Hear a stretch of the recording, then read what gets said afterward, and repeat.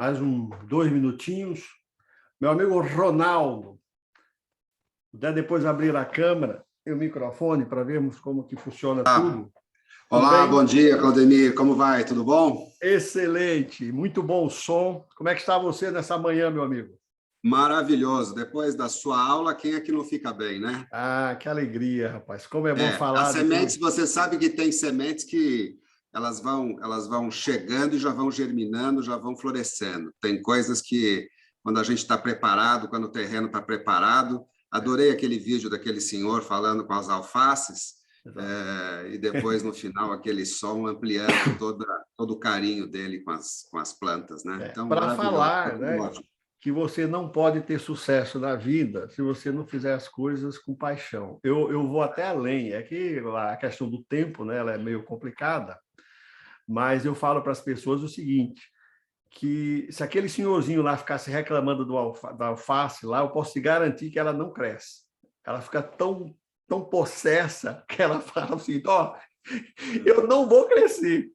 Então, eu acho que esse vídeo ele é legal porque mostra isso, né? Isso é um outro detalhe que eu sempre falo para as pessoas. Eu, às vezes, uso vídeos antigos, né? E você sabe que há críticas, né? Ah, mas o vídeo tão antigo. Pô, me arruma um vídeo melhor do que esse em 8K, eu mudo amanhã. Então, qual é a lição? Qual é a lição? A lição é o seguinte, as pessoas criticam, mas as pessoas não têm soluções. Entendeu? Então, quando alguém me critica, eu falo assim, olha, obrigado, e eu gostaria muito, me manda um vídeo melhor do que esse menininho plantando a Mercedes, em 8K, e eu não só vou começar a usar esse vídeo que você vai me mandar, se ele for melhor do que esse aí, 8K, como eu vou dar crédito para o resto da minha vida. Pessoal, eu usava um vídeo antigo, com a mensagem linda, e alguém me mandou algo muito melhor, que vocês vão ver agora aqui. Mas até Isso, hoje... você dá, inclusive, as notas, você dá o título, você fala, foi o Ronaldo que mandou esse vídeo e produziu no estúdio dele. Storytelling, é o saber contar uma história, né? Saber contar uma história. Então, Ronaldo, olha, eu sou muito grato assim você participar dos projetos do Seeds of Dreams. Nós temos um projeto social junto também, na hotelaria, um projeto absolutamente extraordinário. Eu sei que você tem todo um foco aí nesse cliente interno e externo, do ponto de vista também dessa responsabilidade social, e tenho certeza que vai agregar muito para o nosso público, né? Então, com isso, acredito que já deu os 5 minutos. Mais uma vez, gratidão eterna, o palco é seu, vou estar aqui, precisar de qualquer coisa, e no final, na hora que você acabar, a gente faz algumas perguntas, o público, aliás, já aproveito mais uma vez, preste atenção na palestra e teve uma pergunta, já escreve ali no que irá, tá? E aí depois eu volto e a gente bate um papo, eu, você e a Juliana, Ótimo. um pouquinho mais sobre esse tema. Então, fica à vontade, mais uma vez, gratidão, estarei aqui te escutando. Obrigado, viu? Obrigado, Claudemir.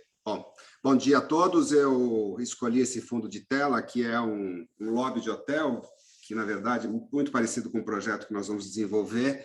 E aí eu fiz questão de iniciar, primeiro, num bate-papo rápido com vocês. Eu sempre, como conheço o Claudemir há muitos anos, eu me espelho muito no Claudemir para explicar também a questão de quem é o Ronaldo, até para que fique bastante mais claro para vocês e entenderem também o conceito desse desenvolvimento, desse trabalho, dessas 50 minutos que nós vamos ter agora juntos. Então, a primeira coisa que eu gostaria de compartilhar com vocês é um pouco da trajetória, que eu acho importante que vocês também conheçam, saibam do que nós estamos falando. E eu uso muito esse argumento do Claudemir, não é? Quer dizer, eu tenho 58 anos de idade, tenho 2 filhas, e comecei a minha carreira muito cedo, e aí eu dou esse exemplo e coloco na tela essa frase que eu gostaria que vocês anotassem, que eu acho muito importante, que quem não vive como pensa tem que acabar pensando como vive. Então, observem, não tem um autor específico, eu colhi essa frase de um curso que eu fiz, não tem, ninguém sabe quem é o autor, mas não importa quem seja o autor, o que importa é o conceito. Vou repetir, quem não vive como pensa, tem que acabar pensando como vive. Isso é muito importante porque passa a se relacionar com a sua forma de ver o mundo. Ela tem que partir primeiro do seu pensamento e aí você age conforme o seu pensamento. Senão, você acaba pensando como você vive no dia a dia. Ou seja, se você está preso num ciclo negativo, uma corrente de pensamento se autoinduzindo sempre com uma coisa positiva, você, obviamente, tem um resultado positivo. Muito bem, eu começo dizendo que eu sou um pouquinho mais velho que o Claudemir, tenho 2 anos a mais que ele, comecei em 78, na Pan-Americana de Seguros, como praticante de escritório. Eu sempre gosto de começar explicando isso. O praticante de escritório, eu tinha um chefe, o chefe era o boy, o office boy era o meu chefe. A gente começava assim, lá no grupo Silvio Santos, foi assim que eu comecei. Sempre que eu vejo uma foto do Silvio Santos, eu lembro do meu primeiro trabalho. E daí, 20 anos depois, eu estive como diretor de desenvolvimento do Grupo Posadas, no Brasil, um grupo internacional muito interessante, e que para eu ocupar essas posições, ou essa posição, eu já era diretor, eu fui diretor muito cedo, de multinacional, a minha carreira sempre foi ascensional, eu sempre achando uma dificuldade na frente, uma pedra, e essa pedra me levando a um degrau, esse degrau me levando a um andar superior, e assim foi a minha trajetória. Mas por que eu estou fazendo esse paralelo de praticante de escritório a diretor de desenvolvimento? Para que vocês acompanhem um raciocínio super interessante que está completamente ligado ao contexto da nossa conversa de hoje. O primeiro é que eu fugi da escola na 8ª série, literalmente.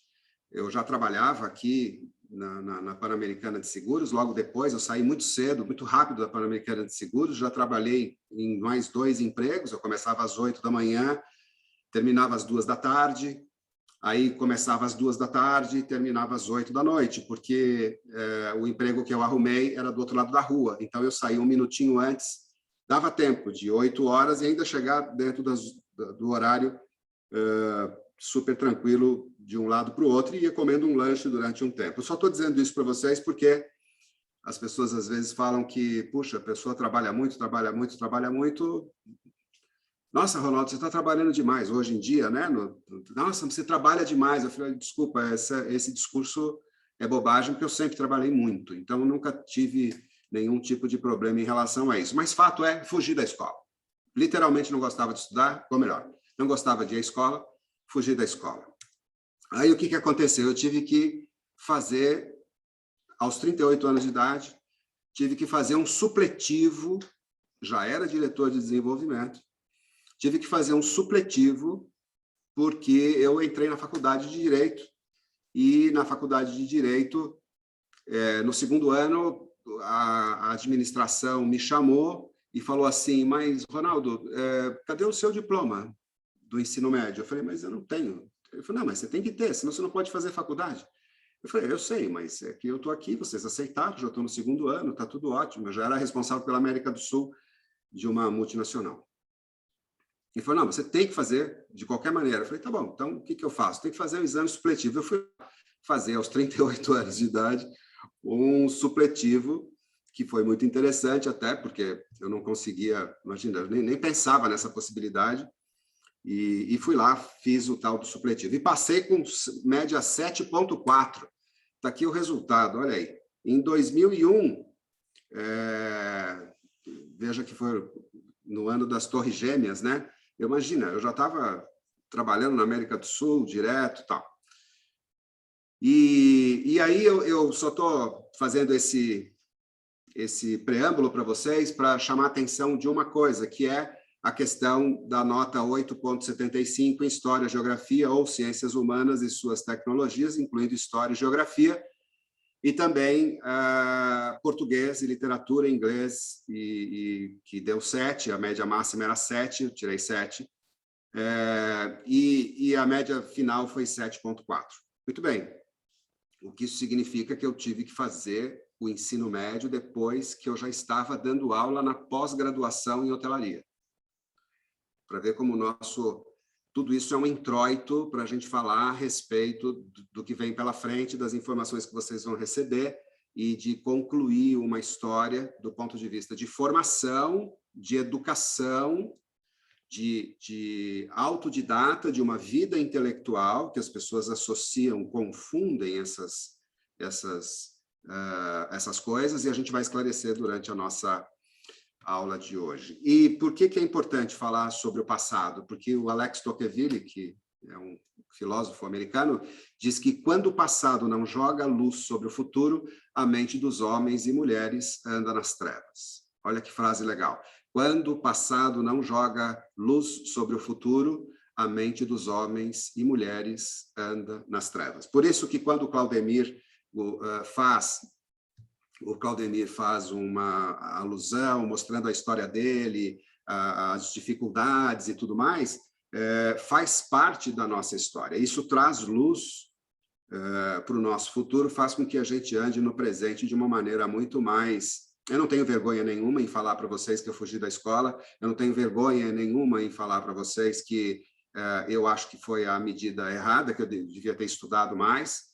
Talvez, se eu tivesse pais mais antenados ou que conseguissem me controlar, ou eu tivesse uma condição financeira, porque vim de uma família pobre, se tivesse condição financeira, fatalmente eu teria estudado no exterior, teria falado 5 idiomas, enfim, teria podido alcançar posições hierárquicas importantes no mundo corporativo, mas eu absolutamente faria tudo de novo, igualzinho como eu fiz. Sou muito feliz, sou uma pessoa realizada, e prova disso é que eu acabei não fazendo direito coisa nenhuma, larguei a faculdade no 2º ano, não consegui fazer porque o trabalho não me permitiu, mas isso também não inviabilizou o meu desenvolvimento profissional.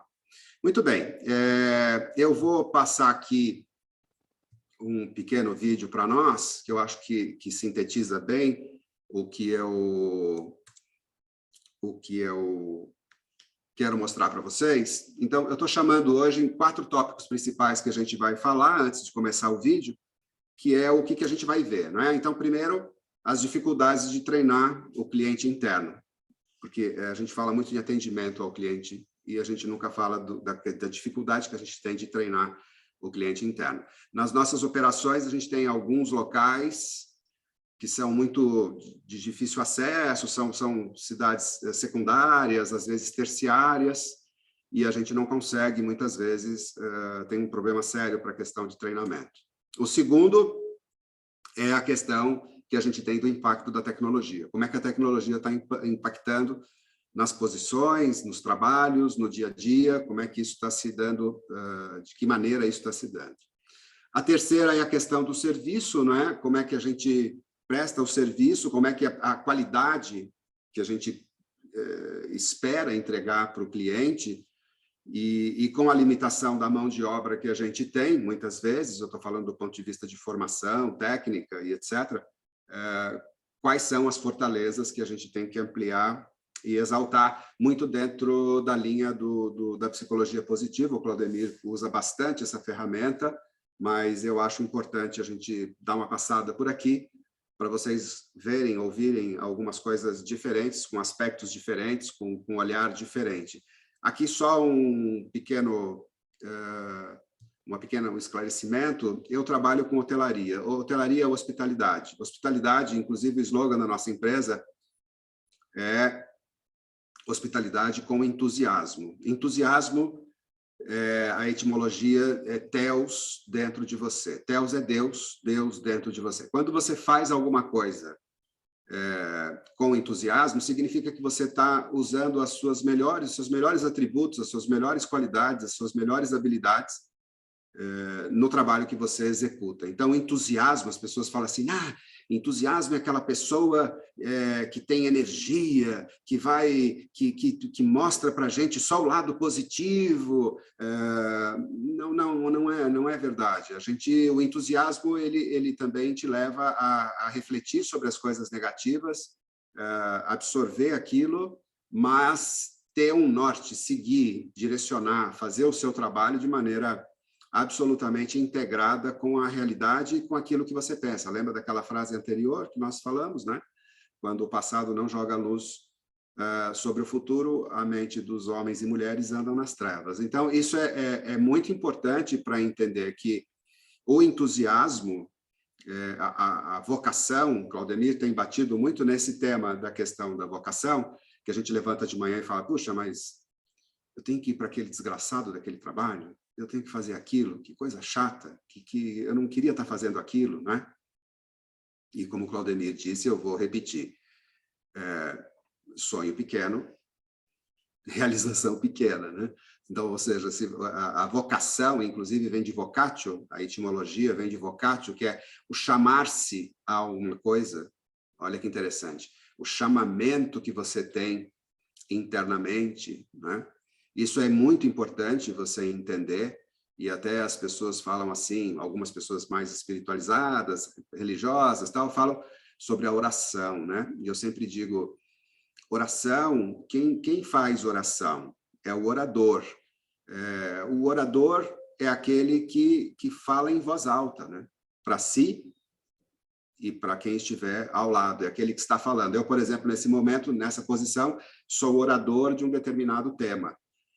A mesma coisa nós fazemos no nosso dia a dia. Nós falamos com as pessoas e nós temos influência sobre as pessoas, e essa influência precisa estar fundamentalmente ligada ao nosso íntimo, à nossa vocação, ao nosso próprio chamamento. Por isso que todo o nosso trabalho agora, a partir desses próximos minutos, vai ser baseado sempre nessa estrutura de formação, educação e, principalmente, absorção da informação. Muito bem. Então, vamos lá. Vamos para o próximo slide e vamos, que é o núcleo de excelência, apesar da preparação, entre aspas, mínima. E, para isso, eu coloco aí o SpaceX, Inspiration 4. Vejam na Netflix, Inspiration 4, da SpaceX, que é a história, e eu vou contar mais para frente para vocês, de 4 civis que estão, neste momento, orbitando o planeta Terra já há 2 dias. 4 civis, é a primeira tripulação 100% civil, e eles estão orbitando o planeta Terra. A cada 90 minutos eles dão a volta no globo terrestre, estão a 27 mil quilômetros por hora, e eles só conseguiram fazer isso graças ao Falcon 6, que é o foguete que consegue levar e voltar e ser reutilizado, a questão de excelência, que a gente vai falar nesse nosso trabalho. Não esqueçam, Inspiration 4, Netflix, assistam, que vale super a pena a gente ver esse trabalho. Muito bem, vou passar um pequeno vídeo para vocês, só vou me certificar que no compartilhamento nós estejamos aqui otimizados, aprendendo com meu amigo Claudemir. Então, nós vamos lá. Eu fui a um seminário em Brasília, patrocinado pelo MEC, que se chamava Avaliar para Quê? Um monte de gente, a claque toda pronta lá para corroborar uma mesa que botava em questão de maneira clara todo o processo de avaliação brasileiro. Se você falar, olha, é para alfabetizar o menino aos 6 anos, lendo 60 palavras por minuto, tem muito pouco espaço. É um tipo exato que todo mundo sabe o que tem que fazer, o professor tem que trabalhar mais, ninguém pode faltar, porque cada minuto conta, né, no aprendizado. Então, você reduz a margem de manobra para os grupos que se apoderaram para a educação brutalmente, só que o custo, o capital político, você tem que queimar, torrar, incinerar para fazer isso, é brutal, ninguém quer pagar esse custo. E é isso que explica o lado político de nós não nós não termos feito esse investimento antes. Nós estamos já em 2020 e a metade dessa população que está na escola desde os 4 anos, chega aos 8, ainda não sabe ler. Uma coisa simples. A performance educacional só é medida pelos testes internacionais quando o aluno já completou 15 anos e faz o teste do PISA. Quando chega a hora da prova, o resultado é claro. Quando eles criaram o PISA, era uma maneira de medir qual era o futuro da força de trabalho, né? Então, aos 15 anos, na maioria dos países do OCDE, terminava a educação obrigatória. Então, você, olha, vamos medir aqui, porque daí eu sei, ele pode fazer ensino médio ou não, né? Mas eu sei qual é o nível de preparo da mão de obra dos países do OCDE. Os alunos brasileiros, desde 2000, fazem o PISA e eles não evoluíram. A nota é daquelas de eletrocardiograma de morto, entendeu? A variação não é estatisticamente significativa. Quando discutimos o problema na sociedade, o argumento mais frequente é o da falta de investimento. Não sem motivo. O aluno do ensino fundamental recebe o equivalente a $3.800 por ano, 44% da média dos países da OCDE. O mesmo acontece no ensino médio. Gastamos 41% da média dos países desenvolvidos. Mas o problema não deveria ser a falta de recurso. O percentual do PIB brasileiro que sai dos cofres públicos para financiar a educação chega a ser de quase 6%, totalizando mais de 100 bilhões de reais. Esse número não está abaixo do padrão da OCDE, pelo contrário, é 30% maior que a média. Muito bem, meus amigos. Olha que interessante. As maiores faculdades do mundo são consideradas... A Universidade de São Paulo está na 8ª posição das maiores, né? E aí, na sequência, nós temos a questão das melhores faculdades do mundo, né? E isso é muito importante. A gente vê a posição que nós ocupamos. A USP a 780, posição 780. Depois, a Universidade de Santa Catarina vem com 770, se não me engano, 710, 80 posições antes da USP, o que mostra que nós temos aí um problema muito sério de qualidade no impacto das pesquisas versus o investimento que nós temos na educação, principalmente do ensino superior. Ou seja, se nós analisarmos o que acontece com o resultado do nosso investimento no nível superior versus aquilo que a gente tem no nível básico, vocês vão ver que o resultado do PISA, como foi dito anteriormente, do Brasil, é um dos mais baixos do mundo. A nossa posição é uma posição muito ruim. E, ao mesmo tempo, veja que interessante, a OCDE diz que nós deveríamos investir muito mais no ensino básico do que no ensino superior. A gente teve um aumento tão grande da questão do ensino que foi triste, né? Se a gente for analisar do ponto de vista do que aconteceu nos últimos 10 anos. E isso, olha, causou nas teses e dissertações, muitas delas financiadas pelo governo, como essas que vocês estão vendo aí, olha, fazer banheirão, as dinâmicas das interações homeróticas nos sanitários públicos da Estação da Lapa e adjacências, né? Esse trabalho, desculpe, saiu aqui o vídeo sem querer. Esse trabalho que está sendo feito, ou seja, a qualidade do que está sendo feito é muito ruim, não é? A gente está passando por problemas sérios de ter, para vocês terem uma ideia, nós temos 4% da população universitária que está analfabeta funcional, né? Quer dizer, isso é um absurdo se a gente for analisar nesse aspecto da gente que está vivendo. Olha essa outra tese, por onde andam os gogoboys de Juiz de Fora, território, mercado e performance entre os profissionais masculinos de dança erótica. Quer dizer, como é que é possível, né, a gente parar para pensar que isso é nível superior? Para todos nós aqui que estamos ouvindo, eu até, de uma certa forma, me sinto bem em não ter feito, porque se isso é um absurdo que a gente tá ouvindo, né?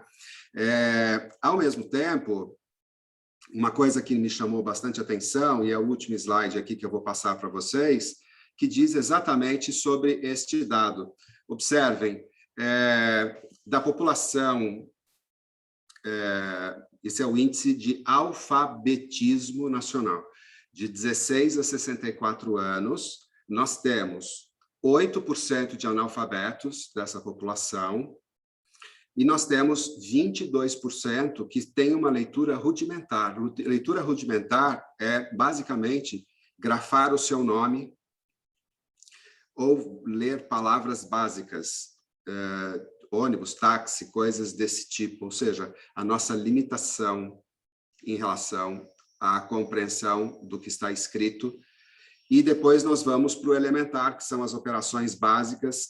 Somente 34% tem condição de ter uma leitura elementar.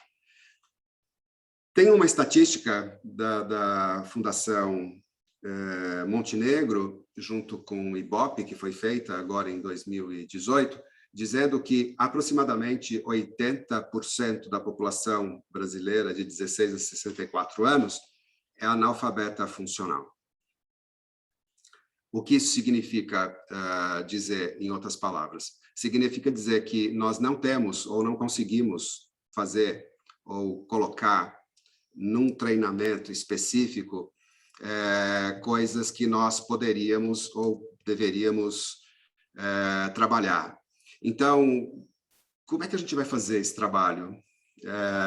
Como é que a gente vai desenvolver esse trabalho? Como é que vai ser essa nova meta que a gente está vivendo?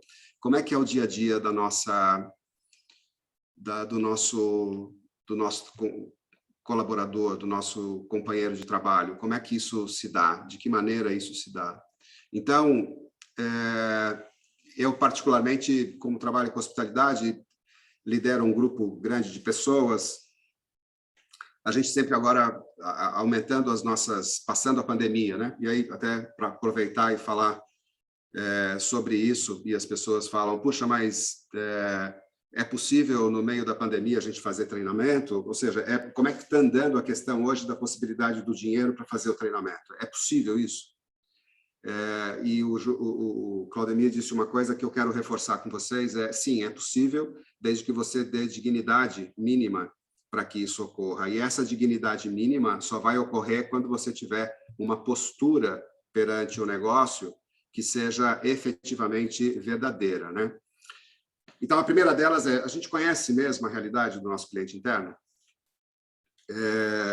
Eu dou sempre o exemplo de, às vezes você contrata uma camareira num local e você vira para ela dentro do quarto e fala assim, puxa, mas você, olha, aqui precisa limpar melhor. Aí no segundo dia você vai lá e fala, olha, aqui precisa limpar melhor, tal.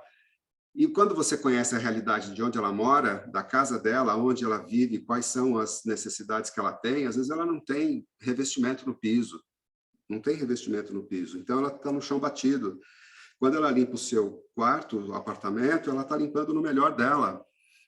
Se você não conhece essa realidade, se você não tem essa realidade, fica difícil você treinar a pessoa. Por isso que muitas pessoas têm limitações cognitivas, como nós vimos agora nos dados, nas pesquisas, e vivem num ambiente super conturbado, vivem num momento difícil da vida dela. Então, muitas vezes, a única forma, e aí o que vocês vão escutar pode parecer paradoxal o que eu vou dizer, mas é verdade, as pessoas que não pararam estão com saúde mental muito melhor. As pessoas que não pararam estão com saúde mental muito melhor. Muita gente que ficou presa na pandemia está tendo problemas mentais seríssimos. A saúde mental está muito ruim. Então, o papel da empresa é fundamental nesse desenvolvimento, porque é o ambiente onde eu posso estar, é o ambiente onde eu posso me confraternizar, é um ambiente onde eu posso falar com as pessoas e ser ouvido efetivamente. E a empresa tem um papel fundamental nesse trampolim, não é? E a forma como a gente está fazendo também. Às vezes você faz um comunicado e você acha que aquele comunicado está legível. Não está.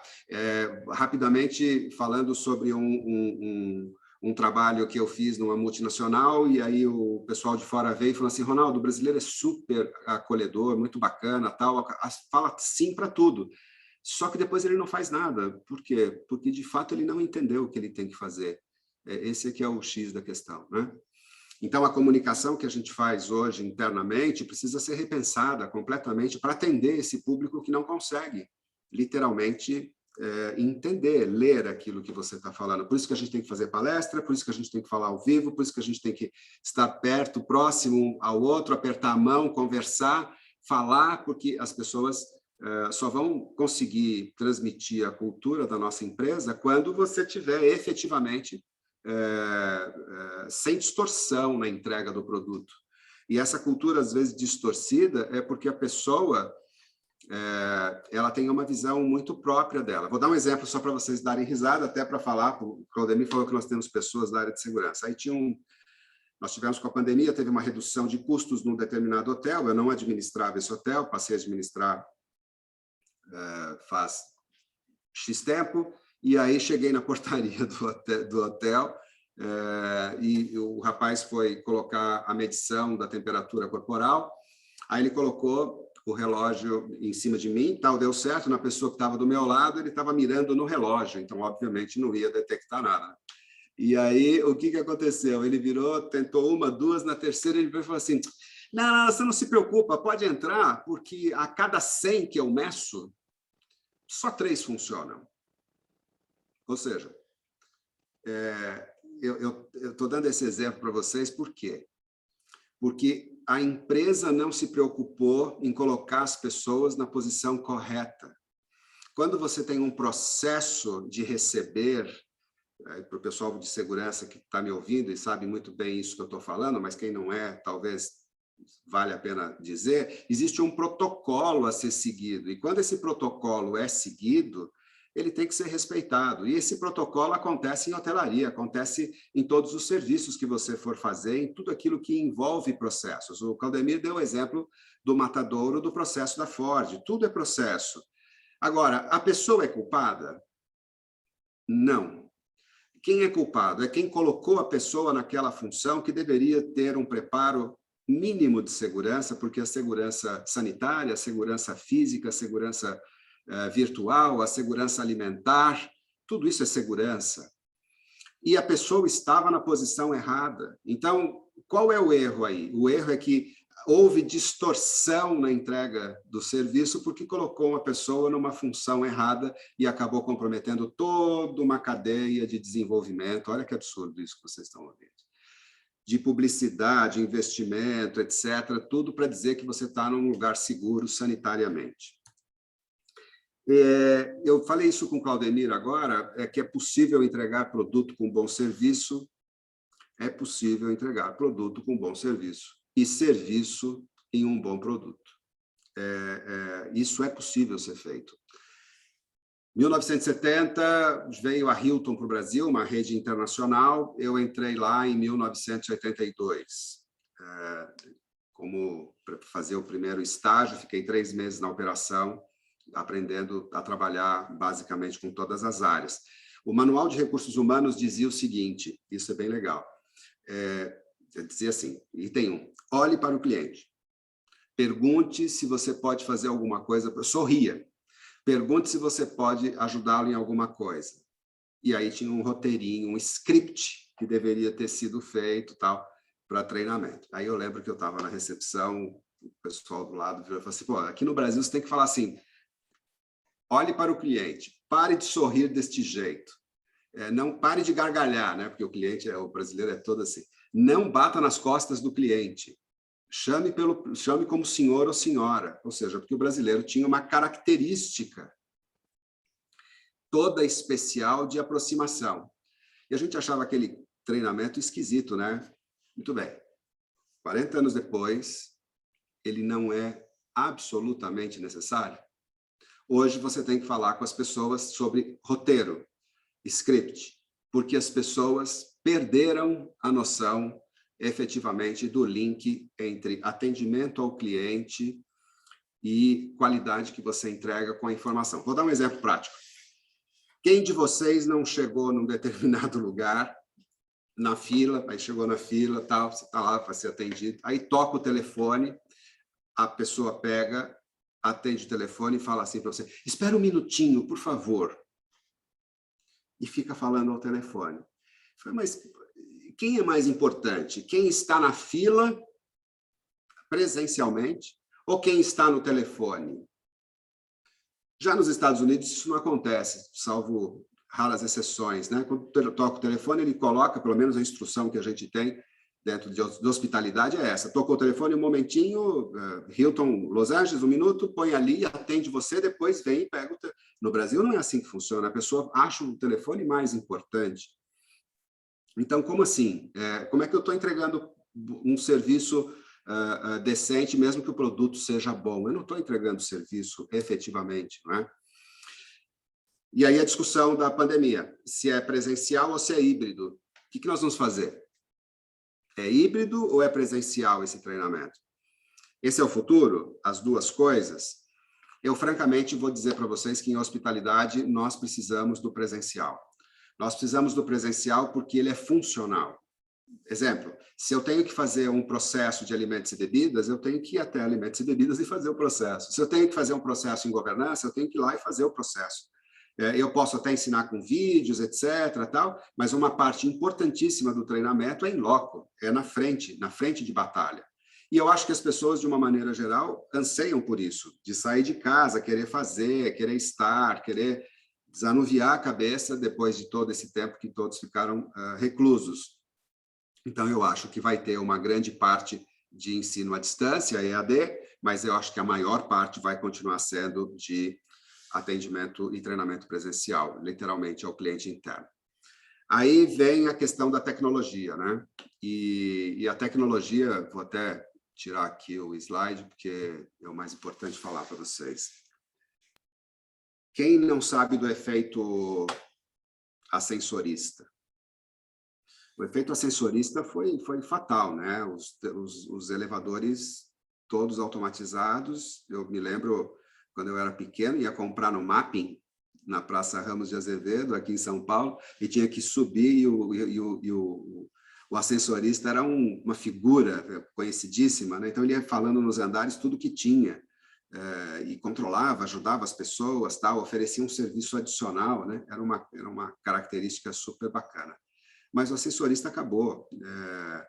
E isso é uma coisa que vai acontecer em toda a nossa cadeia. Os trabalhos vão mudando de calibre, vão mudando de foco. E isso é muito importante a gente levar em consideração, porque a gente tem que se preparar para as coisas todas que estão vindo por aí. E a primeira delas, que eu sempre tenho batido na tecla, é que telefonista, ascensorista, né? O trabalhador rural, aliás, isso foi uma matéria que até foi o Claudemir que falou, é o trabalhador rural que vira caixa de supermercado, que vira desempregado. Por quê? Porque o trabalhador rural consegue ser um caixa de supermercado, só que ele não consegue ser mecânico de drone. O caixa do supermercado está sumindo. A maioria dos supermercados estão começando a instalar os caixas automáticos de autoatendimento. Para onde nós vamos chegar com essa questão de tecnologia? Como é que funciona hoje Dark Kitchen? Dark Kitchen é delivery de comida, é uma cozinha central que atende todas as marcas simultaneamente. Então, qualquer tipo, pizza, massa, churrasco, etc., hambúrguer, tudo isso sai de uma cozinha só e com a marca, o label de cada uma para poder fazer o trabalho. Olha que interessante esse raciocínio. E-commerce, que é uma outra coisa que também eu vou falar para vocês mais para frente, né? O carro autônomo, o Uber. O Uber nasceu, todo mundo sabe, para ser carro autônomo. Na verdade, o motorista passou a ser só a ponte para atravessar esse rio de parque de tecnologia que está ultrapassado e que está se aperfeiçoando. De fato, o projeto do Uber é para um carro autônomo. Esta mecânica do motorista hoje é só para chegar lá, mas e cada vez mais mostra que isso é uma realidade. A maior realidade disso os motoristas de Uber agora estão recusando as corridas. Se interessa, vou. Se não interessa, não vou. Já estão começando a reclamar que as corridas estão muito baratas. Logo, perco dinheiro. Não vale a pena fazer esse trabalho. Quando, de fato, o objetivo principal do Uber é colocar o carro autônomo, né? E aí, colocando o carro autônomo, eu não tenho o motorista reclamando, literalmente, de que está ganhando pouco. Todos aqueles produtos que estão sem atendente hoje. Existe, por exemplo, em Curitiba, uma livraria dentro do aeroporto que não tem caixa, não tem ninguém. Você vai lá, pega o livro, coloca o dinheiro, passa na caixa, no próprio, você mesmo passa como autoatendimento o seu cartão, compra o livro e vai embora. Não tem controle, porque as pessoas entendem que confiam nas pessoas, né? Os sistemas de vigilância remota sofisticados, a gente vê toda a tecnologia embarcada hoje nesse setor, que é fantástica, né? É um mundo à parte. Você vê o exemplo que a gente tem dos controles de acesso e também os controles populacionais de reconhecimento facial. Muito se falou da China em relação a isso, mas isso já está no Brasil inteiro, né? Hoje eu tenho reconhecimento facial, biometria facial no condomínio onde eu moro, já se abre a porta com isso, já se abre a porta com o celular, já consigo filtrar todo o acesso através de barreiras eletrônicas, sofisticadas, né? Qual é o nosso papel a partir daí? O que nós temos que aprender? Que vai diminuir a mão de obra efetivamente ostensiva? Eu acho que sim, mas a pergunta é, ela ainda tem mão de obra presencial nesses locais? Sem dúvida, sem dúvida. É impossível nós não termos mais nenhum controle presencial. Vou dar um exemplo para vocês. Recepção de hotel. Nós estamos dizendo, eu já digo isso há alguns anos, mas em especial agora está acontecendo, você com o seu celular, você acessa o elevador e você abre a porta do seu quarto, do seu apartamento, sem passar pela recepção. Muito bem, o que vai acontecer com o recepcionista? Bom, o recepcionista vai ter que ter um outro papel. E esse papel, muito provavelmente, seja de uma pessoa que tenha um olhar muito maior no acolhimento e também na segurança do ambiente, de uma maneira geral. Aí até começamos a discutir em relação a isso. Mas então nós precisamos... Qual é a prioridade? É o serviço de atenção, de hospitalidade, segurança. Mas o que mais? O que nós vamos ter que fazer? O que nós vamos ter que repensar? Então, isso está mudando todos os projetos arquitetônicos, isso está mudando todos os projetos arquitetônicos, isso está mudando tudo aquilo que a gente está fazendo de adaptação ao fluxo operacional, literalmente. A gente está hoje com a cabeça de como é que eu consigo entregar serviço junto com o produto que está automatizado. Isso está em todos os mercados, eu não sei os mercados de vocês, mas em todos os mercados estão aí. Isso vai mudar? Não, isso só vai piorar. A verdade é que vai abrir outras frentes de trabalho, outras oportunidades, né? E a gente vai ter que passar a ter multitarefa, e essa multitarefa faz com que a gente tenha um foco muito maior naquilo que é a nossa vocação. Voltando lá na história do vocare, vocatio, de vocação, que é o chamamento que você tem dentro de você daquilo que você melhor conhece para fazer aquilo que você tem talento para fazer, que você faz com entusiasmo, né?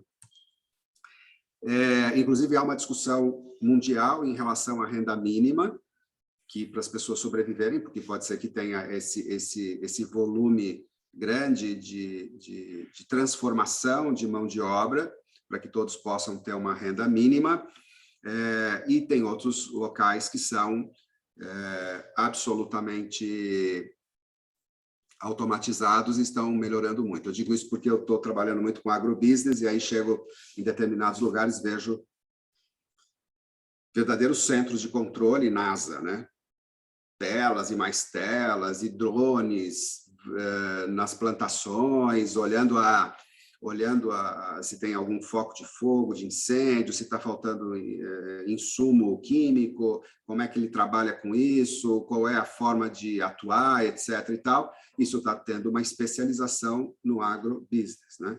Em contrapartida, de um outro lado do mundo, olha que interessante, a Inglaterra está sofrendo, a Grã-Bretanha, de uma maneira geral, está sofrendo com desabastecimento porque não existem motoristas de caminhão. Os motoristas de caminhão não estão mais fazendo os carretos, porque não compensa mais fazer os carretos com o tipo de vida que estavam levando nas estradas. Então, tem uma oportunidade ali de trabalho específica. A mesma coisa acontece no Brasil, né? Quer dizer, então, essa modificação que a gente está passando diz o seguinte: bom, quem é que eu tenho à minha frente? Eu tenho que fazer o desenvolvimento de um trabalho. Por exemplo, nós vamos fazer um projeto numa determinada cidade no oeste de Santa Catarina. Okay. E aí? O que você vai fazer? Você vai criar, vai exportar mão de obra? O que você pretende fazer com isso? Bom, eu vou dizer para você que exportar mão de obra é uma coisa difícil de você fazer e é que é mais fácil de você, literalmente, usar a mão de obra local. Como? De que maneira? Como é que a gente vai fazer isso acontecer? Isso é uma filosofia Disney, o Claudemir acabou de dizer: selecione a simpatia inata e contrate o sorriso e treine, treine, treine, treine, treine, treine, treine, treine, treine. Ainda que as pessoas falem assim, mas eu estou treinando e a pessoa vai embora. Puxa vida, como é que vai ser possível? Agora eu treinei tanto, essa pessoa está indo embora.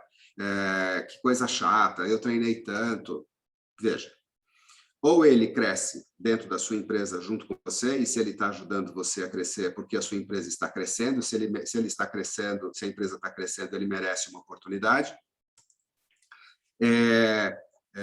Isso vai fazer com que a gente diminua a deficiência na entrega da qualidade, ainda que a empresa, a equipe seja limitada do ponto de vista técnico, mas se você não treinar, se você não der a simpatia, o sorriso, se você não entregar a determinação, foi o que o Claudemir falou, no telefone eu já sei se essa pessoa vai resolver o meu problema ou não vai resolver esse problema. Você já na pegada, na primeira, é fundamental, né?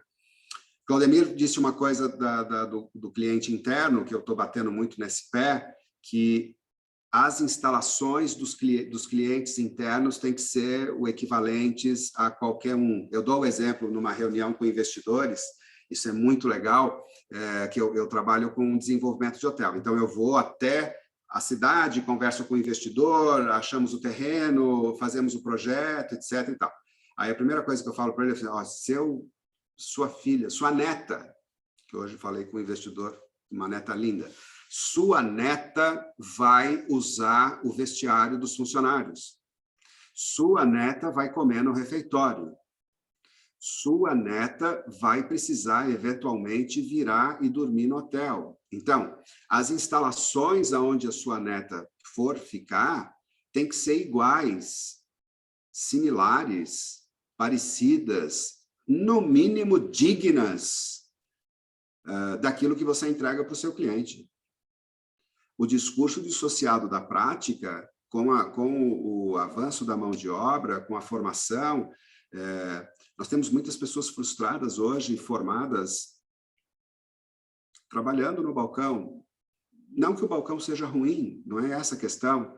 A questão é que a ilusão que foi vendida de uma faculdade, ela foi escancarada com a realidade da formação ruim que nós tivemos. Por isso que a empresa tem um papel fundamental nesse tipo de coisa. Por isso que a questão da rentabilidade social, que é o programa que o Claudemir, a Seeds of Dreams, a Juliana e o Claudemir nos apoiam, a rentabilidade social é quando você dá dignidade para o funcionário e dignidade para a comunidade local onde a operação esteja acontecendo.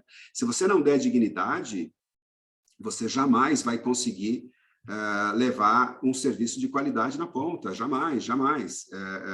Então, o discurso não pode estar dissociado da prática. Ou a gente faz uma coisa com qualidade para todos, e os funcionários, os colaboradores, os trabalhadores, enfim, os nossos companheiros de trabalho merecem estar dignos onde eles têm, né? Agora, o exemplo vem de cima, né? Eu sempre digo em hotelaria: troque a lâmpada. Pegue o papel no chão, Disney, na veia. Ajude quem estiver ao seu lado. Faça ao próximo aquilo que gostaria que fizessem com você. Então, o Claudemir deu um exemplo muito bacana. Ah, mas ele está fazendo demais. Aquele vídeo muito bacana sobre o estagiário, que, aliás, é exatamente a antítese do que o ator em si usa, que vale a pena conhecer. Faça, ajude, incentive. Essa pessoa ao seu lado, ela pode ser responsável pela bonificação de todo o grupo, ela pode ser responsável pela sua ascensão. Sempre tem ao seu lado pessoas boas, não tenha medo de quem vem de baixo. Quem vem de baixo e que está querendo, e que está podendo, e que vai fazer, é ótimo. Por quê? Porque me abre a possibilidade de ocupar o meu cargo e eu ir para outro cargo para fazer outra coisa, melhorar, sair desse marasmo, né? Porque qualidade, a gente fala, nossa, negócio de qualidade, que bacana, mas aí você entrega essa qualidade? A pergunta que eu te falo, você entrega essa qualidade? Nós temos o Márcio aqui, que é segurança armada aqui do nosso condomínio, que é uma graça. A gente, enfim, se dá super bem, conversa muito e tal, não sei o quê. Ele tem qualidade na recepção? Tem.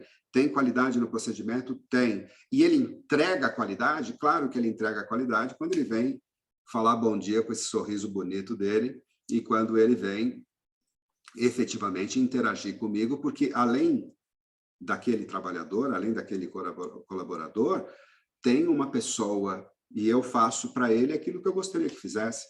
A minha mulher tem dia que leva suco quando está muito calor, ou leva um café quente quando está muito frio. Enfim, o que eu quero dizer é, faça ao próximo aquilo que você gostaria que fizesse com você, né?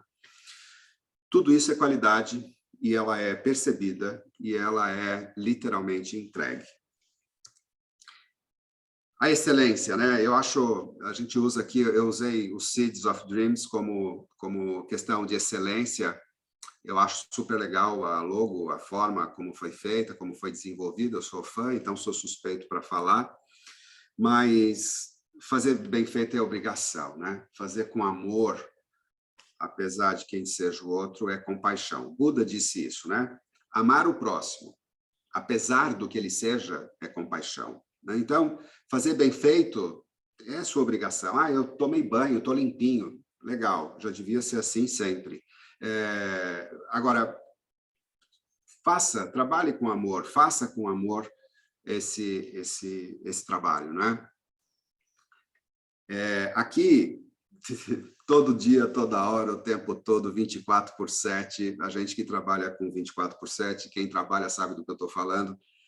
A vida não tem ensaio, pessoal. É online, é ao vivo, e todo mundo pode não ver, mas Deus vê. Por isso, fazer certo sempre com entusiasmo e alegria. Até tem um caso, uma historinha, de que 2 trabalhadores estavam fazendo um trabalho dentro da igreja, e numa cidadezinha, e aí receberam a notícia de que a cidade seria alagada. E eles estavam fazendo o acabamento justamente do piso. E era um acabamento entalhado, encomenda, tal. E aí o rapaz que recebeu a notícia falou, Zé, larga isso aí, larga isso aí, larga isso aí. Por quê? O que aconteceu? Ah, porque vão alagar a cidade e isso não vai servir para nada. Aí ele falou, tá bom. E ele continuou fazendo. Aí falou assim, mas Zé, por que você está fazendo isso? Eu já te falei que vai alagar a água, ninguém vai ver isso. E aí ele responde, mas Deus vai. Mas Deus vai. Deus vê.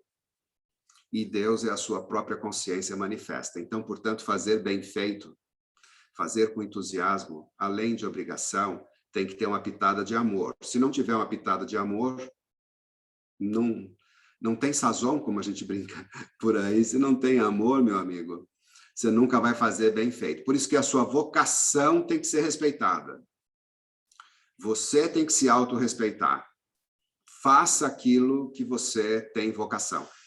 Eu tenho uma filha que é médica, está no 2º ano de psiquiatria de residência, e desde cedo eu sempre disse para ela, siga a sua vocação. Ah, eu quero fazer arquitetura, faça. Ah, eu quero fazer medicina, faça. Ah, eu quero fazer corte e costura, faça. Não interessa o que você vai fazer. desde que você tenha vocação para aquilo que você se determina. Então, se é o inferno a sua vida, ela é porque você optou por isso. E como disse o Claudemir, sem mimimi, porque você escolheu errado, você vai ter que voltar e fazer certo. Um ex-namorado da minha filha, economista, trabalhando no Bradesco com 34 anos de idade, largou tudo e foi fazer medicina. Está se formando, já é um médico formado e está com 42 anos, 41 anos, e é um excelente médico, e é um excelente economista, e é uma pessoa que não largou do seu sonho, porque a vocação dele era literalmente a medicina, né?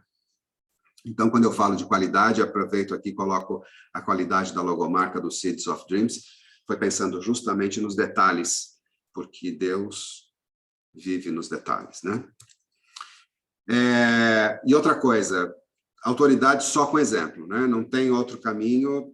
Se você é sincero, se você é atento, se você serve o próximo, é uma frase que eu sempre digo, né? Nada resiste ao trabalho. Nada resiste ao trabalho. Nós não vamos e não podemos ter a ilusão de que com o trabalho mais ou menos, nós vamos ter um resultado bom. Com o trabalho mais ou menos, nós vamos ter resultados mais ou menos. Muito bem, meus amigos. Isso aqui é excelência, qualidade. Esse rapaz que vocês estão vendo aqui, ele é um empresário de 42 anos de idade, ficou milionário trabalhando na área de TI, e ele se juntou ao SpaceX. Ele mesmo investiu $100 milhões para fazer a primeira viagem tripulada somente por civis. A campanha, todo o mote da campanha foi para um hospital americano de tratamento ao câncer. E eles, então, fizeram a inscrição, cada um que fizesse a doação se candidataria a ser um tripulante do voo. E, na verdade, foi feita uma seleção, e o único desses 4 que foi sorteado efetivamente foi esse rapaz aqui, do lado esquerdo de vocês, que ele representa a generosidade. Esse aqui representa o empreendedorismo. Essa senhora, essa moça, 50 anos, na verdade, representa o empreendedorismo. Quando vocês virem no Netflix, vocês vão entender o que é. E esta daqui, a empreendedorismo. E esta daqui, a esperança, que é uma menina que teve câncer ósseo e que foi tratada nesse hospital específico, do qual todos estão fazendo a campanha para ela, para arrecadar $200 milhões.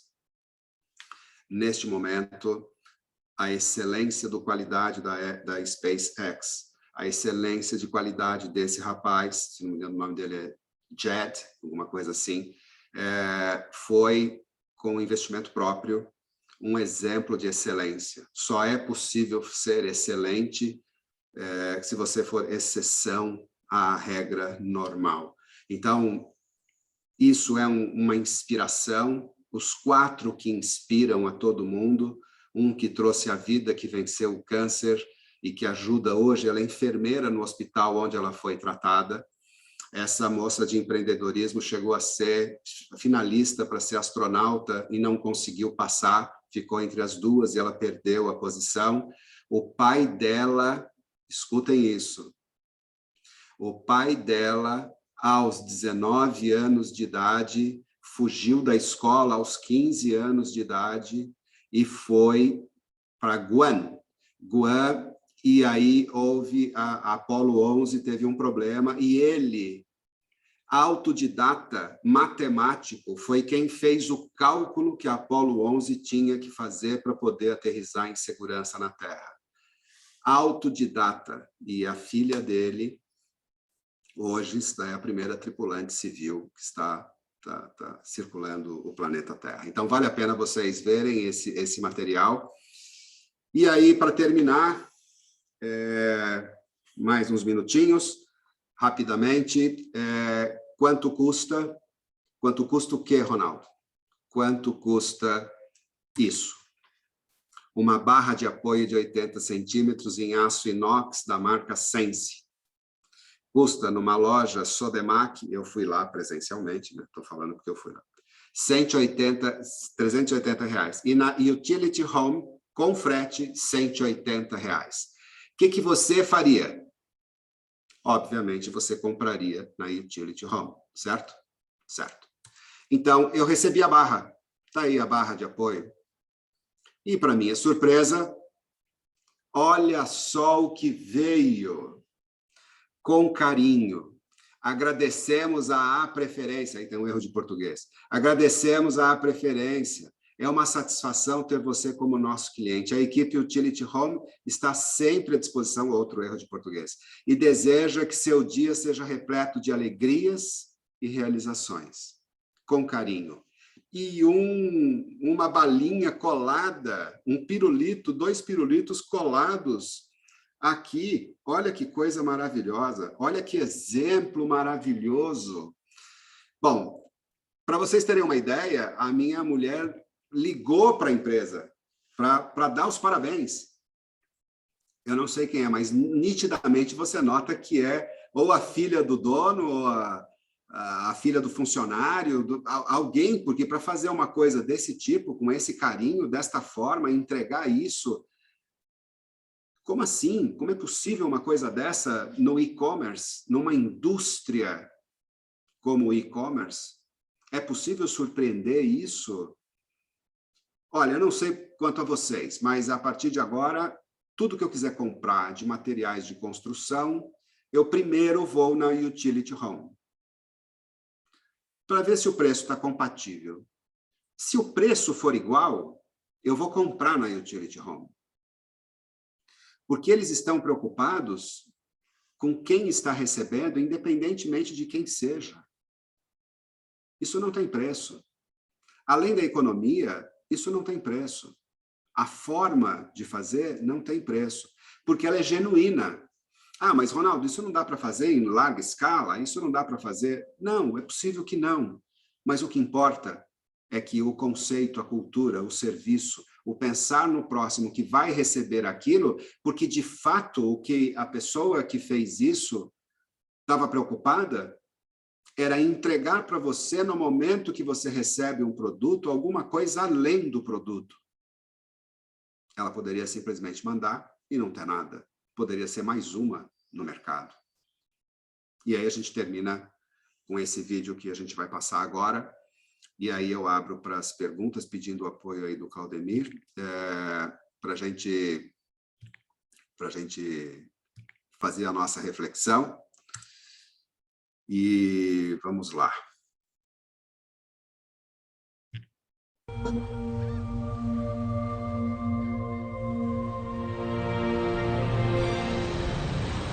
Imagine que você está no comando de um imenso navio, movendo-se em alta velocidade. Como é possível para uma única pessoa mudar o curso de algo tão grande? Para mudar o curso do navio, o capitão gira a roda do leme na cabine de comando. Isso aciona o leme em si, que fica submerso, movendo assim o navio. Mas o leme de alguns transatlânticos pode ser tão grande quanto um prédio de 10 andares. Assim sendo, o que move o leme? Um outro leme minúsculo anexo ao leme grande chamado Trim Tab. Graças às maravilhas da engenharia, quando o Trim Tab move-se para um lado, cria vácuo o suficiente para acionar o leme grande. O Trim Tab é minúsculo comparado ao tamanho e ao peso do navio. No entanto, é o Trim Tab que determina o curso da embarcação. Às vezes pode parecer que fazer mudanças na vida ou no trabalho é como conduzir um grande navio. Mas o princípio do Trim Tab, de que pequenas mudanças podem exercer grande impacto, aplica-se a muitas áreas. Lembro-me de uma grande metrópole que buscava uma grande solução para um grande problema. Nova York estava dominada pelo crime. Para resolver o problema, As autoridades inicialmente achavam que precisavam fazer algo grande, algo heróico, como eliminar desigualdades ou reformar os serviços sociais. Em vez disso, começaram a pensar diferente. E se focassem nos pequenos crimes? Crimes que indicavam desordem na cidade e convidavam a crimes mais graves. Voltaram suas atenções a pequenas violações que ocorriam no metrô. Criaram novas formas de limpar rapidamente as pichações dos vagões. Se um vagão não pudesse ser limpo antes de ter de entrar em operação, era recolhido. Também descobriram que cerca de 170 mil pessoas saltavam as roletas diariamente, evitando pagar passagens, mantendo os trens limpos e combatendo as pequenas violações. A cidade reduziu as transgressões no metrô em 75%. Ao aplicarem o mesmo princípio em diferentes áreas na cidade, a delinquência caiu pela metade e os assassinatos diminuíram em 2/3. Esse exemplo mostra como pequenas coisas podem exercer grande impacto. Mas o princípio do Twin Tab também se aplica às pessoas, especialmente no trabalho. Muitas pessoas não estão comprometidas com seu trabalho, não estão realizadas nem empolgadas. A maioria sente-se impotente para mudar qualquer coisa e culpa a organização, o chefe ou sua falta de autoridade. Na verdade, você é a força criativa em seu trabalho e em sua vida. Não importa qual o seu papel, sua contribuição pode fazer diferença. Você pode se tornar um Twin Tab. Como? Simplesmente focando no que pode fazer, mesmo que não sejam atribuições do seu cargo. E então fazer pequenos ajustes e melhorias pelo caminho.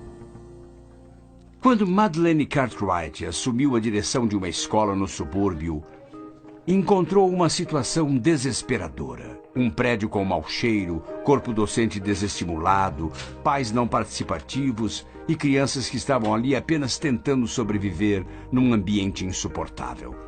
Madeleine tinha muitas razões para desanimar e até achar que seria impossível mudar a situação. Um dia, ela chamou o zelador para falar do mau cheiro que permeava o banheiro dos meninos. Eu já limpei este banheiro, dona Madeleine. Mas não parece limpo. O cheiro está vindo do chão. Tem 10 anos de urina no concreto. Não vai sair. Preciso de água quente e alguns escovões. Água quente e escovões? Foi o que eu disse.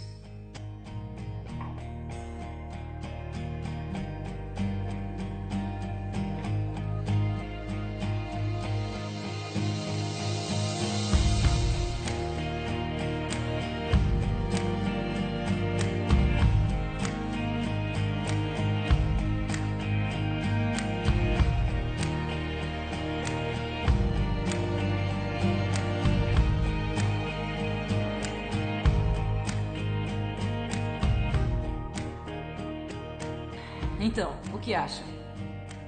O mau cheiro foi embora, não foi? Foi mesmo. Os comentários sobre o que a diretora havia feito espalharam-se rapidamente. Os alunos e os professores e até mesmo os pais falavam a respeito. E mesmo fora da escola, na comunidade, todos falavam a respeito. Se ela pretendia enviar um sinal claro de que a escola estava mudando, conseguiu. Ela também notou que dia após dia algumas crianças iam à escola com as mesmas roupas sujas. Ela achava que se a criança se sentisse suja e sem atenção, isso afetaria sua capacidade de aprender. Então levantou fundos para comprar uma lavadora e uma secadora e a comunidade ajudou a angariar roupas. Se as crianças vinham com roupas sujas, podiam trocar pelas roupas extras e ir para a aula. Professores e outros voluntários lavavam a roupa e quando as crianças voltavam à tarde, suas próprias roupas estavam limpas e dobradas. Ela continuou a aplicar o princípio do Twin Tab de muitas formas. Logo, todos estavam envolvidos e comprometidos com o novo espírito da escola. Uma cultura de fazer o que fosse preciso emergiu entre os professores e demais funcionários. Juntos, eles enfrentaram de frente e superaram os desafios que impediam que as crianças aprendessem. Eles davam comida, cuidavam das necessidades médicas e até lutaram contra o comércio de drogas no bairro. A escola tornou-se um abrigo seguro para as crianças. Madeleine Cartwright sabia que as crianças conseguiriam aprender se suas necessidades básicas fossem satisfeitas e se elas soubessem que era isso que se esperava delas. Toda a comunidade respondeu, as médias aumentaram consideravelmente e a escola mudou. Lembre-se, o segredo para o grande é o pequeno. Tornar-se um Trim Tab começa com a identificação de uma necessidade, seguida de ações. Você não precisa ter o cargo mais empolgante ou de alto escalão para ser bem-sucedido, para amar seu trabalho. Todos os dias você enfrenta momentos de escolha, momentos onde você pode escolher ser um Trim Tab. Pode trabalhar além das atribuições do seu cargo, mas dentro do seu círculo de influência e exercer um impacto tremendo.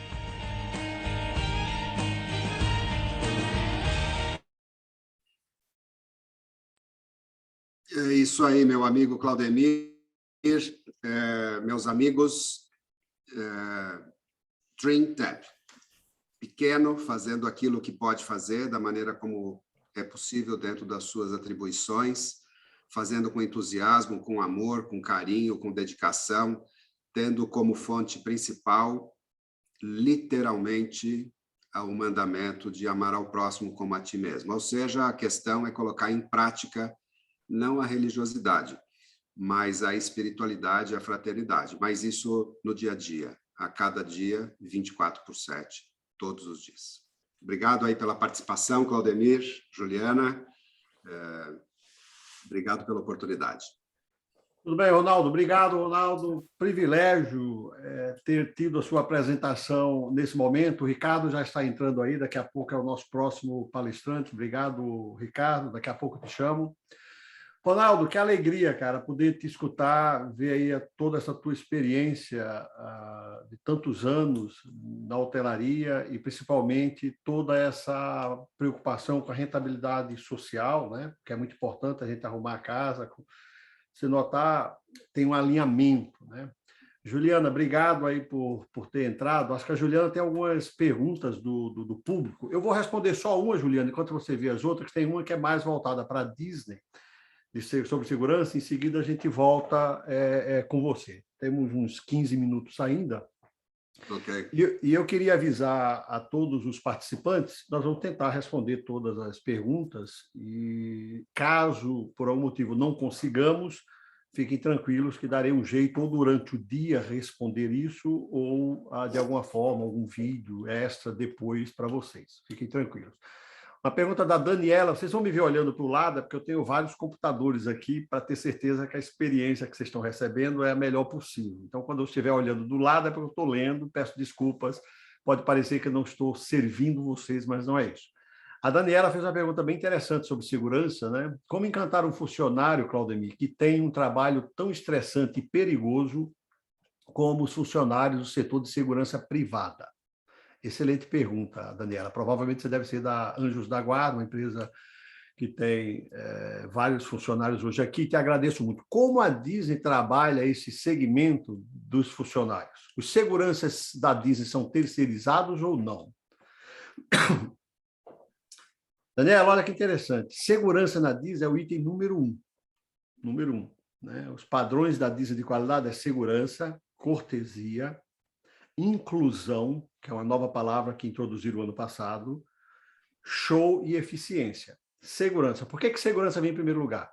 Porque nenhum dos outros itens dos padrões de qualidade podem ser atingidos se nós não tivermos segurança.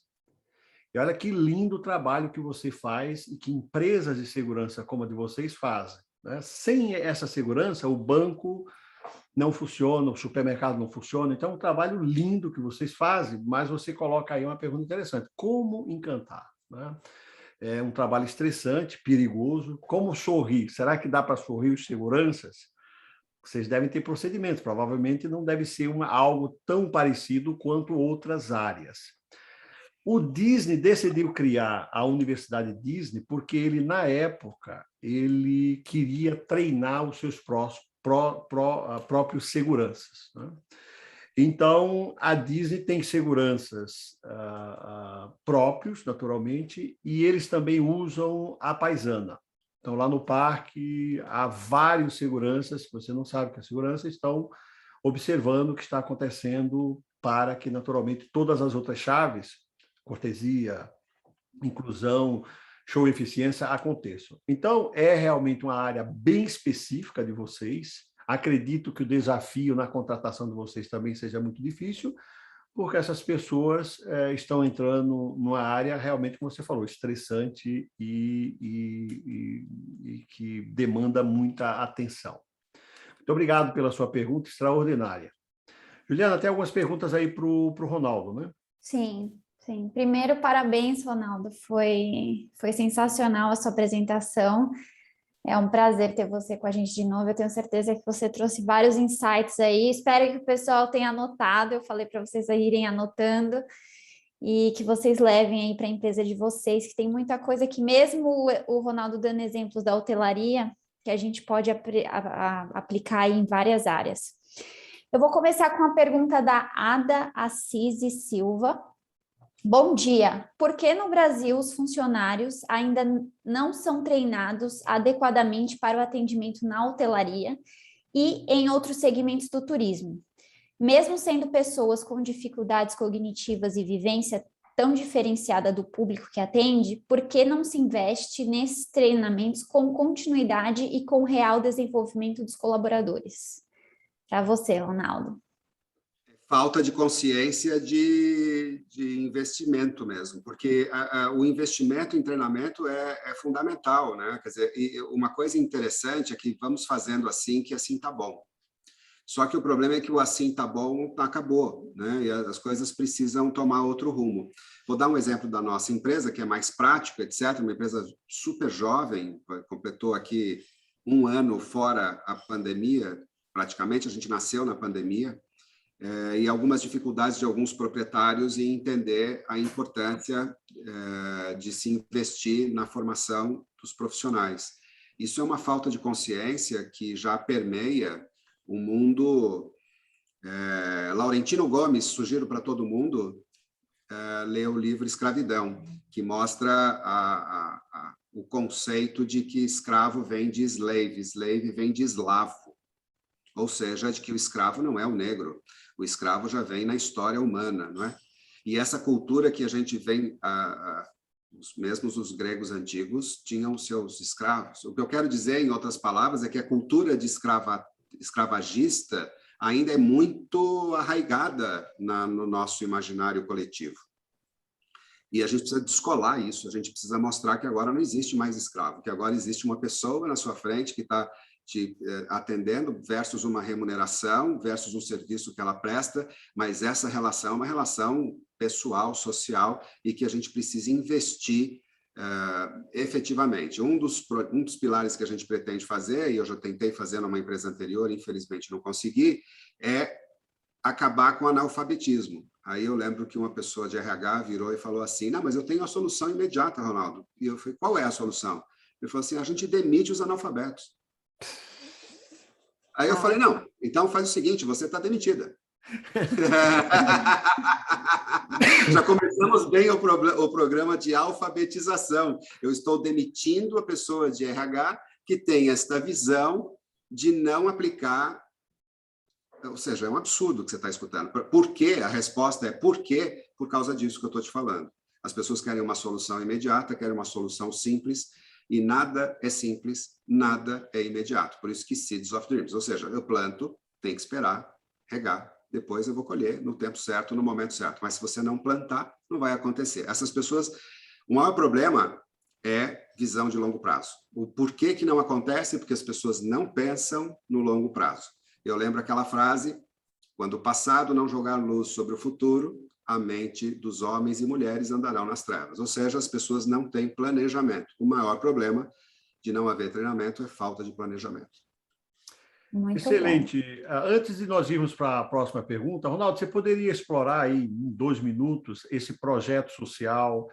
Eu sei que você falou um pouquinho por cima, mas eu acho que é importantíssimo que as pessoas saibam dessa nossa preocupação com esse colaborador interno dos hotéis em que vocês dão, todas as vezes que vocês têm investidores, né, e vocês colocam esse projeto em ação, Vocês dão oportunidade aos pais, né, dos trabalhadores, às escolas em volta da região do hotel onde vocês abrem. Você poderia falar um pouquinho sobre isso? Olha, Claudemir, o projeto de rentabilidade social é um projeto que nós desenvolvemos em parceria com um grupo a minha sócia em especial, não é? Que é a Karen Freitas, que começou isso conosco, o projeto da rentabilidade social. Basicamente, o projeto de rentabilidade social ele tem 3 pilares. Eu vou fazer o seguinte, eu vou só compartilhar aqui rapidamente, você me pegou quem se vira nos 30, não é assim? Okay. Então, eu vou colocar aqui o slide para ficar mais fácil, aí todos nós podemos ver juntos. Então, a ideia, o conceito é, a gente adota a escola pública mais próxima do hotel, de novo, a escola pública mais próxima do hotel, segundo o Google, walking distance, a pé.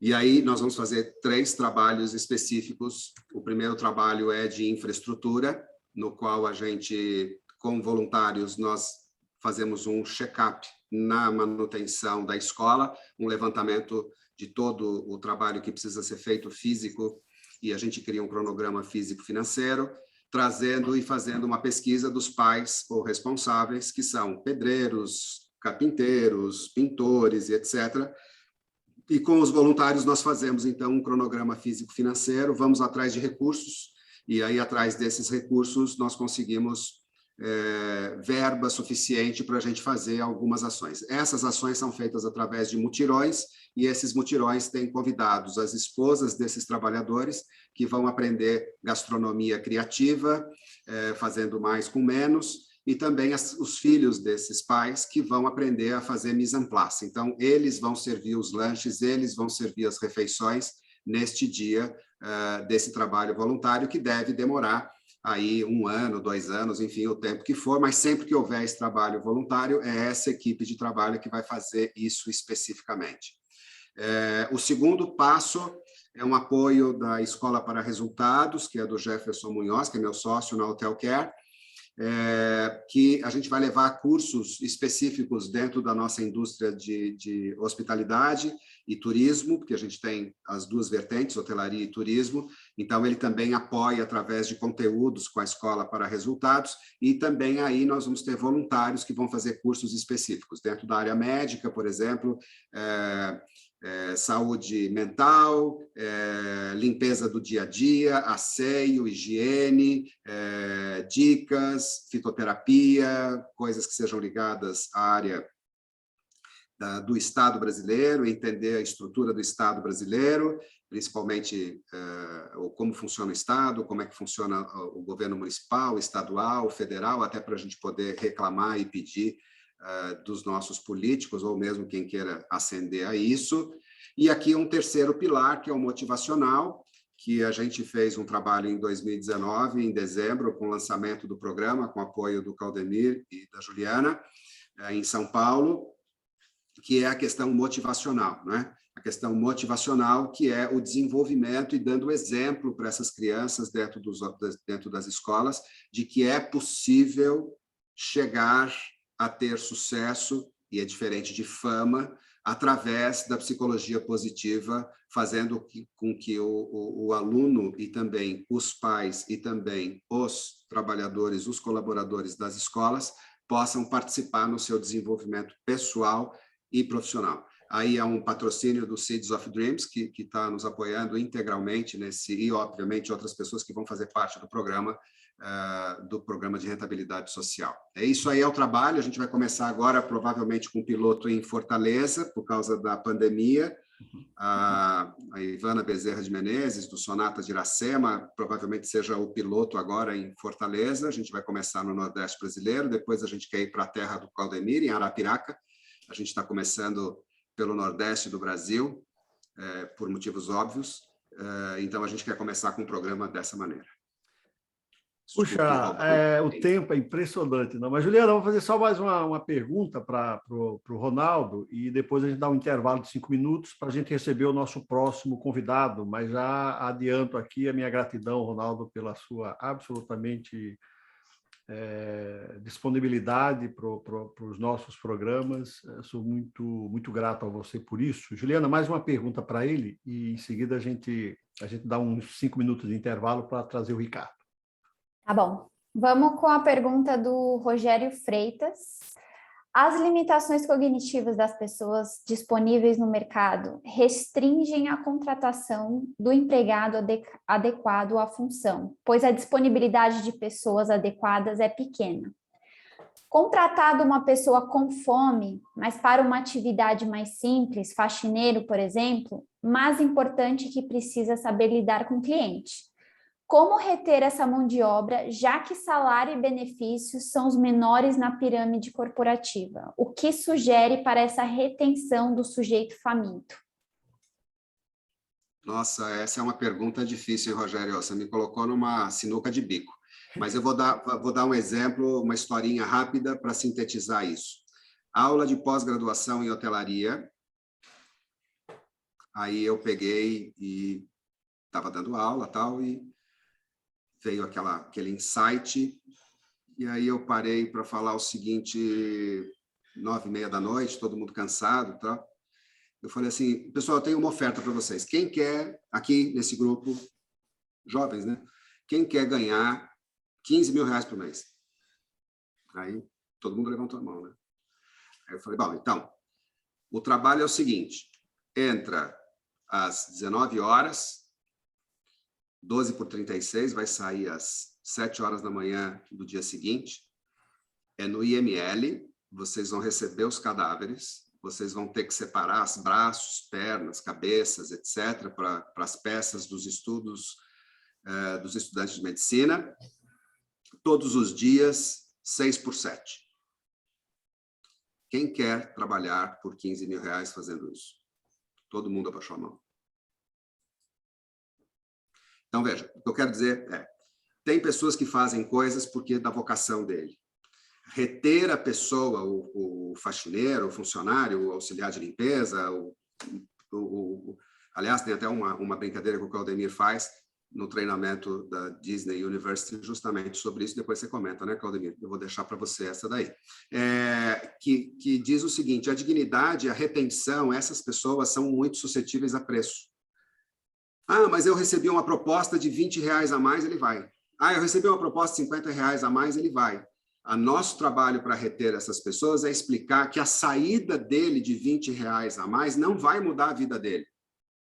A gente tem que fazer um trabalho interno de conscientização. Vou dar um exemplo. Nós tivemos agora um caso de uma pessoa que trabalha no restaurante que vai ser promovido a líder de alimentos e bebidas, por exemplo.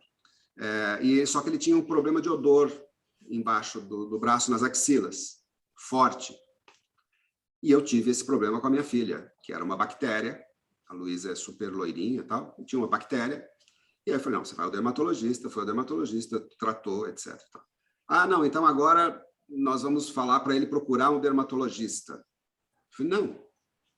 Você marca consulta com o dermatologista, você marca. Leva ele, e ele passa a ser o agente dentro do hotel para assuntos de odor nas axilas. Qualquer funcionário que tiver esse tipo de coisa detectado, o fulano de tal é o responsável por apadrinhar o funcionário. Inclusive, com autonomia de marcar o dermatologista. Ele marca o dermatologista.